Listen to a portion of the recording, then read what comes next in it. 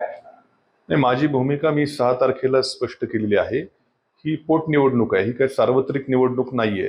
त्यामुळे ह्या निवडणुकीने काय सरकारच्या अस्तित्वावरती काय एका आमदारांनी किंवा 2 आमदारांनी काय बदल होणार नाही. त्यामुळं वरच्या भूमिकेपेक्षा मतदारसंघातले जे काही स्थानिक विषय आहेत, ते विशेषतः तरुणांच्या बेरोजगारीचा विषय असेल, इथे MIDC व्हावी याबद्दल मी आग्रही मंत्र्यांकडे भूमिका मांडणी व्यक्त केली. आणि शेवटी माझ्या आमदारकीपेक्षा इथल्या तरुणांच्या हाताला कुठेतरी काम मिळणं असेल, इथल्या आमच्या ॲम्युनिशन पार्कला साठी शेतकरी विस्थापित न होणं असेल, किंवा इथल्या सहकारी साखर कारखान्याला पुनरुज्जीवन त्याचं होणं, हे विषय जास्त महत्वाचे आजच्या घडीला मला वाटतात. कारण जरी मी आमदार झालो तरी विरोधी पक्षात किंवा सत्तेमध्ये सरकारमध्ये कुठला बदल होणार नाही.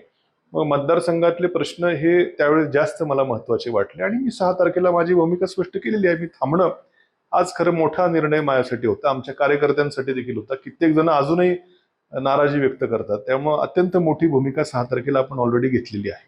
दुसरीकडे आपण 20 तारखेला कार्यकर्त्यांना मेळावा घेणार आहात, नेमकी काय भूमिका? आता मी जरी थांबलेलो आहे तरी आमचे कार्यकर्ते अजून कुठल्याच प्रचारामध्ये गेलेले नाहीत, कुठल्याच पक्षाच्या प्रचारात गेलेले नाहीत. इथं गोविंदराव मोकाटे हे माझे तसे जुने सहकारी आहेत. रावसाहेब खिवरे हे आमचे महाविकास आघाडीतील एक घटक पक्षाचे नेते आहेत. त्यांनी देखील कायम आमचे मैत्रीचे संबंध आहेत. परंतु शेवटी एक भावनिक किनार असेल किंवा हे जे काय प्रश्न सोडवण्याचं आश्वासन असेल, हे सगळं बघता कोणती भूमिका, थांबण्याची भूमिका तर आपण घेतली.